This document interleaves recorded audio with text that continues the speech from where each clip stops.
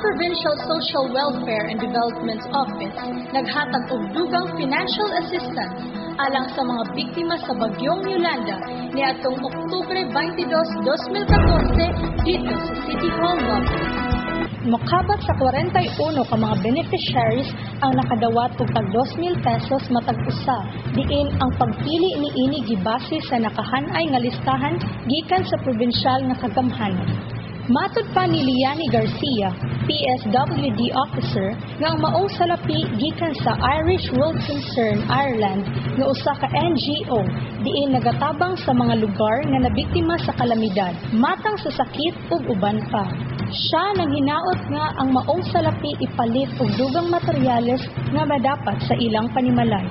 Miabag usab ang staff sa CSWDO sa pagpanghatag og cash assistance sa mga biktima sa bagyong Yolanda.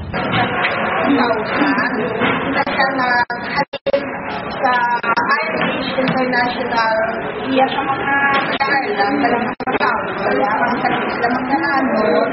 no kung saan kuwasa